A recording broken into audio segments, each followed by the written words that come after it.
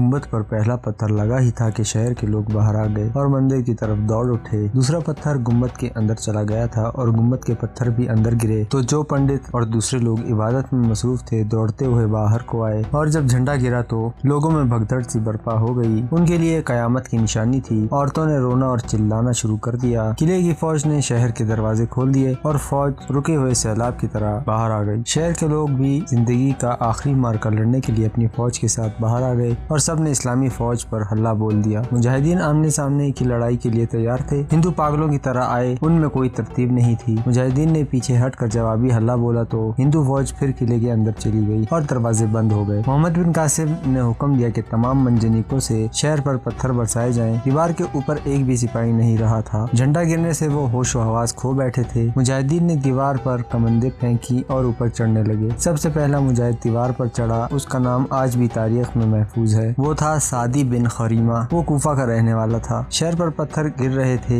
افراتفری مچی ہوئی تھی۔ مجاہدین ایک دوسرے کے پیچھے دیوار پر چڑھتے جا رہے تھے۔ کئی کمندیں پھینکی گئیں۔ انہوں نے اندر سے دروازے کھول دیے اور محمد بن قاسم کی فوج سیلاب کی طرح دروازوں میں داخل ہوئی۔ پہلے اپنے قیدیوں کو دیکھو، محمد بن قاسم نے ایک سالار سے کہا، اگر وہ اس قلعے میں ہیں تو ہندو انہیں قتل کر دیں گے۔ دیبل کی گلیوں میں خون بہے گا، کسی پر رحم نہ کرو۔ محمد بن قاسم بڑی بلند آواز میں کہہ رہا تھا، یہ لوگ رحم کے قابل نہیں۔ شہر کے لوگوں نے اور سپاہیوں نے اسلامی فوج کو بہت تانے دیے تھے، دیوار کے اوپر سے ان کا مذاق اڑایا تھا۔ اب وہ مجاہدین کی للکار سن رہے تھے، بلاؤ اپنے دیوتاؤں کو تمہیں بچائیں، اپنے بتوں سے مدد مانگو، کہاں ہے دیوتاؤں کا قہر۔ محمد بن قاسم اپنے محافظ دستے کے ساتھ قید خانے کی طرف جا رہا تھا۔ محافظوں نے قلعے کے ایک آدمی کو رہبر کے طور پر ساتھ لیا تھا۔ رہبر کا گھوڑا ان کے آگے آگے جا رہا تھا۔ عرب کی فوج شہر میں پھیل گئی۔ ایک مکان سے 3 عربی سپاہی نکلے، وہ 2 جوان عورتوں کو گھسیٹ کر باہر لا رہے تھے۔ 2 مقامی آدمی اندر سے نکلے اور عربی سپاہیوں کے آگے آ کر دوزانوں بیٹھ گئے۔ انہوں نے ہاتھ جوڑ کر سپاہیوں سے التجا کی کہ وہ ان کی عورتوں کو نہ لے جائیں۔ ایک سپاہی نے تلوار نکالی اور وار کرنے کو اوپر اٹھائی۔ رک جا، اس مسلمان سپاہی کو للکار سنائی دی، تلوار نیچے کر لے۔ اس نے تلوار نیچے کر کے دیکھا، اس کا سالار اعلیٰ محمد بن قاسم آ رہا تھا۔ اس نے اسے للکارا تھا۔ محمد بن قاسم نے ان سپاہیوں کے قریب جا کر گھوڑا روکا۔ کیا تم دونوں عرب ہو؟ ہاں سالار، ایک نے تعظیم سے کہا، ہم عرب ہیں۔ کیا تم مسلمان نہیں ہو؟ الحمدللہ سالار عربی، دوسرے نے کہا، ہم مسلمان ہیں۔ کیا تمہارے خون میں فارسوں کی خون کی ملاوٹ ہے یا رومیوں کے خون کی؟ محمد بن قاسم نے کہا،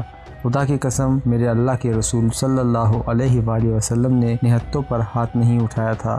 وہ گرج کر بولا، چھوڑ دو انہیں۔ محمد بن قاسم نے عورتوں اور ان کے آدمیوں کو اشارہ کیا کہ وہ اندر چلے جائیں اور اپنے قاصدوں سے مخاطب ہوا جو اس کے ساتھ تھے۔ سارے شہر میں گھوم جاؤ، محمد بن قاسم نے کہا، اور اعلان کرتے جاؤ کہ صرف فوج کے آدمیوں کو پکڑو۔ شہر کے لوگوں، ان کی عورتوں اور بچوں پر ہاتھ اٹھانے والے کی سزا موت ہوگی۔ اس وقت تاریخ اسلام کا یہ کمسن اور بیدار سالار بہت جلدی میں تھا۔ جن قیدیوں کو وہ رہا کرانے کا عزم لے کر آیا تھا وہ خطرے میں تھے۔ محمد بن قاسم ان کے قتل سے پہلے قید خانے میں پہنچنے کی کوشش میں تھا۔ جس طرح شہر میں بھگدڑ سی مچی ہوئی تھی، ایسے ہی افراتفری قید خانے کے اندر برپا ہو چکی تھی۔ قید خانے کے چاروں کونوں پر سنتریوں کی چیخیں سنائی دے رہی تھیں۔ سنتریوں نے جب دیکھا کہ مندر کا جھنڈا گر گیا تو وہ مچانوں سے اتر آئے اور قید خانے میں پاگلوں کی طرح دوڑتے پھرے۔ دیول گر رہا ہے، وہ چلاتے پھر رہے تھے، دیول کا قہر آ رہا ہے، لوگ قلعے سے بھاگ رہے ہیں۔ قیامت جو قید خانے کے باہر برپا تھی وہ پتھروں کی اونچائی اور مضبوط دیواروں کے اندر بھی برپا ہو گئی۔ بڑے دروازے والے سنتری نے دروازہ کھول دیا۔ قید خانے کے تمام سنتری باہر نکل بھاگے۔ کوٹھڑیوں میں جو قیدی بند تھے وہ سلاخوں کے ساتھ ٹکرانے لگے، وہ نکل نہیں سکتے تھے۔ باہر کی خبر تہ خانے تک بھی پہنچ گئی، سب قبلہ رو ہو کر بیٹھ گئے اور یاد الہی میں مصروف ہو گئے۔ انہیں ابھی معلوم نہیں تھا کہ مسلمان فوج شہر میں داخل ہو گئی ہے۔ انہیں صرف یہ احساس تھا کہ قید خانے میں نہیں بلکہ موت کی آغوش میں بیٹھے ہیں۔ صبح طلوع ہوتی تھی تو اسے اپنی زندگی کی آخری صبح سمجھتے تھے۔ سورج غروب ہوتا تھا تو وہ سمجھتے تھے کہ ان کی زندگی کا آخری سورج ڈوب گیا۔ وہ روز بروز مرتے اور زندہ ہوتے تھے۔ انہیں یہ علم ہو گیا تھا کہ عرب کی فوج نے شہر کا محاصرہ کر لیا ہے۔ عبادت تو وہ پہلے بھی کرتے تھے، عبادت کے سوا ان کی اور کوئی مصروفیات نہیں تھی، لیکن محاصرے کی خبر سن کر ان کا ہر لمحہ عبادت اور دعا میں گزرنے لگا تھا۔ انہوں نے اسلامی دستور کے مطابق اپنا ایک امیر مقرر کر لیا تھا۔ وہ عمراؤ بن عوانہ تھا۔ تھا، شام کا رہنے والا تھا۔ جس روز باہر کی بھگدڑ اور نفسا نفسی قید خانے میں پہنچی، اس روز عمراؤ نے آدمی اور عورتوں کو آخری پیغام دیا، اس فیصلے کا وقت آ گیا ہے کہ ہم رہا ہوں گے یا قتل۔ اس نے کہا، دعا کرو اللہ قید خانے کی سنتریوں سے پہلے عرب کے سپاہیوں کو ہم تک پہنچا دے۔ اگر سنتری تمہیں باہر نکالنے لگے تو ان سے ہتھیار چھین کر لڑنے کی کوشش کرنا، مرنا ہی ہے تو لڑتے ہوئے مرنا۔ اگر ہم سب کو اکٹھے نکالا گیا تو تہ خانے میں ہی ہم سب پر ٹوٹ پڑیں گے۔ ہر وقت زبان پر اللہ کا نام رکھو۔ وہ اپنی کوٹھڑیوں کی سلاخوں کے ساتھ لگا بول رہا تھا۔ قیدی 4 کشادہ کوٹھڑیوں میں بند تھے، سب نے اپنے امیر کی آواز پر لبیک کہی۔ عورتیں بھی لڑنے کے لیے تیار ہو گئیں۔ تہ خانے میں جو سیڑھیاں اترتی تھی ان پر قدموں کی دھمک سنائی دینے لگی۔ سیڑھیوں کے ساتھ والی کوٹھڑی سے آواز اٹھی، خبردار، دروازے کھلتے ہی اندر گھسیٹ لینا۔ یہ آواز عربی زبان میں تھی۔ تمام قیدی تیار ہو گئے۔ کوٹھڑیوں میں خاموشی طاری ہو گئی جسے بھاری قدموں کی دھمک توڑ رہی تھی۔ سب سے پہلے قید خانے کا داروغہ قیدیوں کو نظر آیا۔ اس کا نام قبلہ تھا۔ تاریخ میں اس کا مذہب نہیں لکھا گیا، خیال ہے کہ وہ بت تھا۔ اس کے آتے ہی اس کے ہاتھ میں چابیوں کا گچھا تھا۔ اس کے پیچھے جو آدمی سامنے آیا وہ اس قید خانے کا سنتری نہیں تھا۔ خدا کی قسم تم عرب کے مجاہد ہو، ایک کوٹھڑی سے آواز بلند ہوئی، تمہارے جسموں سے عرب کی خوشبو آتی ہے۔ اور اس کے بعد تہ خانے کا منظر انتہائی جذباتی ہو گیا۔ قیدی ان سے لپٹ رہے تھے جو انہیں چھڑانے آئے تھے۔ یہ محمد بن قاسم کے محافظ دستے کے سپاہی تھے۔ سب پر خوشی اور فتح کی رخ طاری تھی۔ فوراً اوپر آؤ، محافظوں کے کماندار نے کہا، سالار اعلیٰ انتظار کر رہے ہیں۔ محمد بن قاسم اوپر قید خانے کے وسط میں کھڑا تھا اور گھوڑے پر سوار تھا، اور اس کی نظریں اس تاریک راہداری کے دروازے پر جمی ہوئی تھی جس میں اس کا محافظ دستہ غائب ہوا تھا۔ اسے سب سے پہلے قیدی عورتیں نظر آئیں۔ وہ اپنے نجات دہندہ کو دیکھنے کے لیے بے تاب تھی، لیکن دھوپ میں آئیں تو ان کی آنکھیں چندیا گئیں۔ انہوں نے اپنی آنکھوں پر ہاتھ رکھ لیے تھے۔ یہ ایک لمبے عرصے بعد دھوپ میں آئی تھیں۔ انہیں سورج کی روشنی اور تپش سے محروم کر دیا گیا تھا۔ ان کے پیچھے جو بھی قیدی باہر آیا اس نے سر جھکا کر دونوں ہاتھ اپنی آنکھوں پر رکھ لیے۔ آنکھیں کھولو، عمراؤ نے جذبات کی شدت سے کانپتی ہوئی آواز میں کہا۔ اپنے فاتح سالار کو دیکھو جو فرشتہ بن کر اترا ہے۔ محمد بن قاسم گھوڑے سے کود آیا اور دوڑتا ہوا آگے آیا۔ سب سے آگے جو عورتیں تھیں ان کی آنکھوں نے سورج کی چمک کو قبول کر لیا تھا، اور ان کی اپنی کوشش بھی یہی تھی کہ ان کی آنکھیں دیکھنے کے قابل ہو جائیں۔ انہوں نے دیکھا کہ ایک خوبصورت نوجوان ان کے سامنے اس طرح موجود تھا کہ اس کا ایک گھٹنا زمین پر تھا اور دوسرا گھٹنا سامنے تھا۔ وہ زمین پر ایک زانو تھا اور اس کے بازو دائیں بائیں پھیلے ہوئے تھے۔ یہ محمد بن قاسم تھا جو قیدیوں کے استقبال کو اس پوزیشن میں زمین پر بیٹھ گیا تھا۔ عورتیں اس کے قریب آ کر رک گئیں۔ کیا میں نے عہد پورا کر دیا ہے؟ محمد بن قاسم نے جذباتی لہجے میں کہا۔ کیا تم اللہ کے حضور گواہی دو گی کہ یہ ہے وہ اسلام کا فرزند جس نے ہمیں کفار کی کال کوٹھڑیوں سے نکالا تھا؟ ایک ادھیڑ عمر عورت اس کی طرف لپکی اور اسے اٹھا کر گلے لگا لیا، پھر اس کے چہرے پر بوسوں کی بوچھاڑ کر دی۔ خدا کی قسم، اس خاتون نے کہا، اہل ثقیف کی مائیں ایسا بیٹا پھر نہیں جنیں گی۔ ہر قیدی جذبات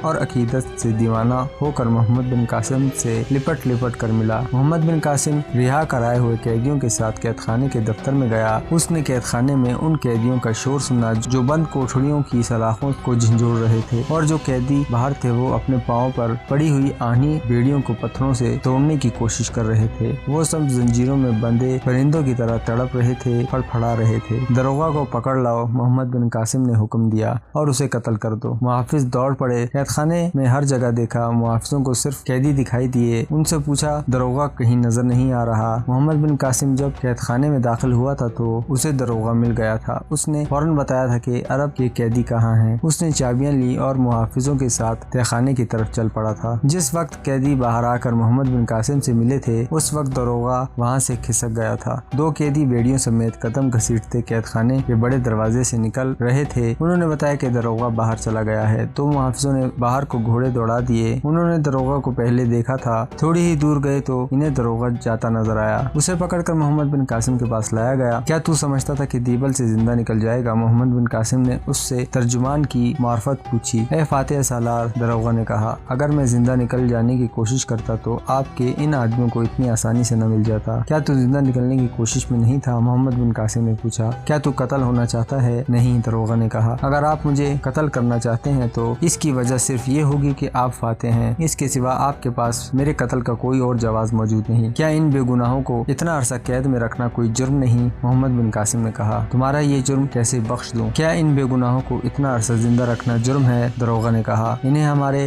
راجہ کے حکم سے قید میں ڈالا گیا تھا اور انہیں آرام اور عزت سے میرے حکم سے رکھا گیا تھا۔ انہیں قید میں ڈالنے کی سزا کا حقدار راجہ داہر ہے، اور اگر انہیں قید خانے میں کوئی تکلیف پہنچائی گئی ہے تو اس کی سزا مجھے ملنی چاہیے۔ پہلے ان قیدیوں سے پوچھ لیں۔ سالار محترم، چیش نامہ میں مختلف حوالوں سے لکھا گیا ہے کہ محمد بن قاسم نے اپنے قیدیوں سے پوچھا کہ قید خانے میں ان کے ساتھ ان لوگوں کا کیا سلوک رہا۔ تمام قیدیوں نے بتایا کہ یہ دروغہ ہر روز تہہ خانے میں آیا کرتا تھا اور ان کی ضروریات کا خیال رکھتا تھا۔ تمام قیدیوں نے اس کے سلوک کی بہت تعریف کی۔ سالار محترم، دروغہ نے کہا، آپ نہیں جانتے کہ میں نے ان قیدیوں میں جو 2 جوان لڑکیاں ہیں ان کو میں نے دیبل کے حاکم سے بڑی مشکل سے بچا کر رکھا ہے۔ کبھی کبھی وہ قید خانے میں آیا کرتے تھے، میں اس کے آنے کی اطلاع پر ان دونوں لڑکیوں کو ایک جگہ چھپا دیا کرتا تھا۔ اور سالار محترم، ارواڑ سے راجہ داہر کا حکم آیا تھا کہ عرب کی فوج کا دیبل کا محاصرہ کامیاب ہو گیا اور عرب فوج شہر میں داخل ہو گئی تو ان قیدیوں کو قتل کر دیا جائے۔ وہ وقت آ گیا تھا، میں نے اپنے راجہ کے اس حکم کی تعمیل نہ کی، جیل سے سنتری بھاگ گئے تھے۔ محمد بن قاسم نے پوچھا، راجہ داہر کا قانون اور حکم ختم ہو گیا تھا، پھر تم نے ہمارے قیدیوں کو آزاد کیوں نہ کر دیا؟ آزاد کر دیتا تو سنتری بھاگنے سے پہلے انہیں قتل کر دیتے۔ دروغہ نے جواب دیا، سنتریوں کو معلوم تھا کہ عرب کی فوج ان قیدیوں کو رہا کرانے کے لیے آ رہی ہے، انہوں نے دیول پر پتھر برسائے ہیں اور پھر جھنڈے کو بھی گرا دیا ہے۔ یہ ان قیدیوں سے انتقام لیتے، لیکن میں نے تہہ خانے کا دروازہ بند کر دیا تھا۔ سب کے بھاگ جانے کے بعد میں یہاں موجود رہا۔ میں نے عہد کیا تھا کہ ان قیدیوں کو عربی فوج کے حوالے کر کے یہاں سے جاؤں گا۔ میں اپنا عہد پورا کر کے جا رہا تھا، میں بھاگ نہیں رہا تھا۔ تم ان پر اتنے مہربان کیوں رہے؟ محمد بن قاسم نے پوچھا۔ اس لیے کہ یہ بے گناہ تھے، دروغہ نے جواب دیا۔ اگر آپ نے مجھے قتل کرانا ہے تو تلواریں ان قیدیوں میں سے کسی کے ہاتھ میں دے دیں اور اسے کہیں کہ مجھے قتل کر دے۔ قیدی پہلے ہی محمد بن قاسم کو بتا چکے تھے کہ اس دروغہ نے انہیں کوئی تکلیف نہیں ہونے دی، تمہیں اسلام قبول کر لینا چاہیے۔ محمد بن قاسم نے کہا، تمہاری قدر و قیمت صرف اسلام میں جانی پہچانی جائے گی، تم پر کوئی جبر نہیں، میں تمہیں قبول اسلام کی دعوت دے کر ایک نیکی کر رہا ہوں، اس کا اندازہ تمہیں اسلام میں آ کر ہوگا۔ تاریخوں میں یہ واقعہ تفصیل سے لکھا ہے۔ دروغہ نے اسلام قبول کر لیا، یہ واضح نہیں کہ اس کا اسلامی نام کیا تھا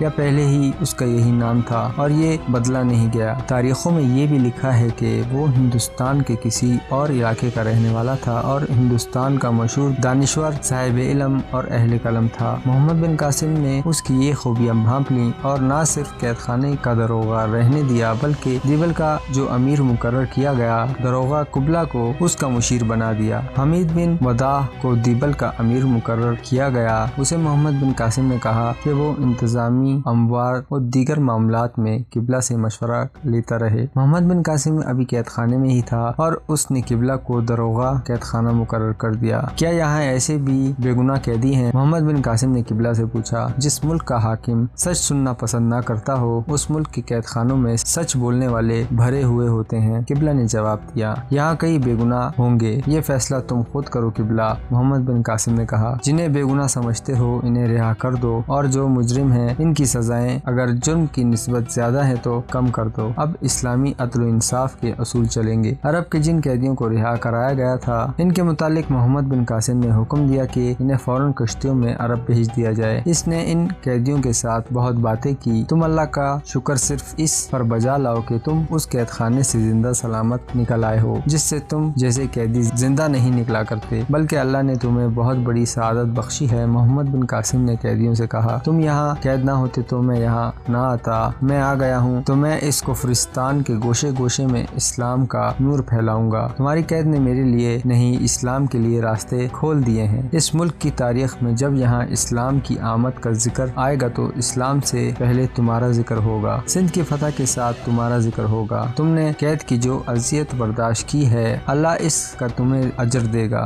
دعا کرتے رہنا کہ میں جو عزم لے کر آیا ہوں وہ پورا کر سکوں۔ تمہاری رہائی پر ہی میرا کام ختم نہیں ہوا، میرا کام اب شروع ہوا ہے۔ قیدی دعائیں دیتے رخصت ہوئے۔